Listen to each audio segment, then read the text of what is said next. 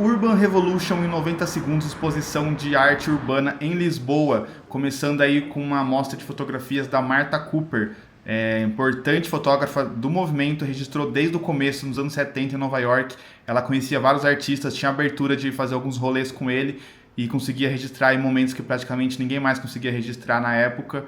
E com isso ela tem fotos aí de grandes artistas, grandes Basquiat, Madonna. O surgimento do hip hop também acontece nesse mesmo movimento, e aí algumas obras dela mais atuais, algumas fotos de artistas mais contemporâneos, murais contemporâneos. Temos ali os gêmeos, né, famosos brasileiros aí.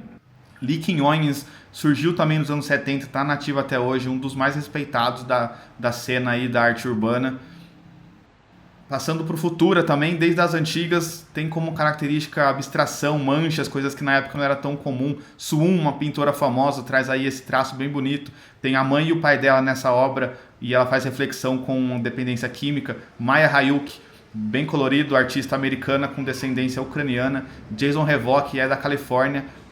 Tem como característica muito mais o uso da ferramenta do spray e técnicas que ele mesmo desenvolve aí, como fazer vários traços de uma vez só. Vils é um artista português, talvez um dos mais famosos atualmente. Tem como característica aí, ele retira da parede, né, o cimento concreto, sempre fazendo rostos normalmente.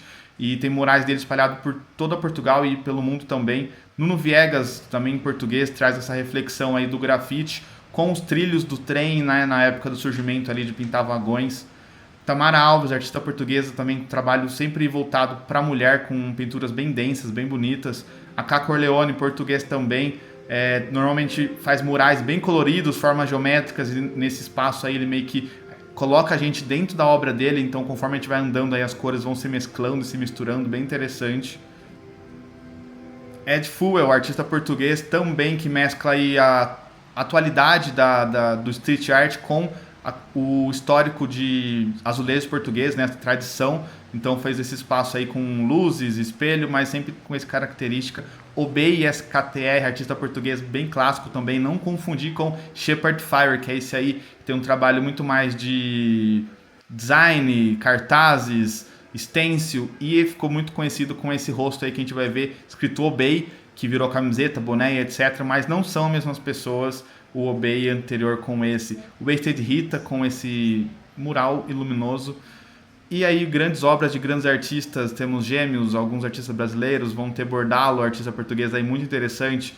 Aí maquetes, miniaturas, né, de trens grafitados, várias obras de diferentes artistas aí do movimento street art do mundo inteiro. E foi isso.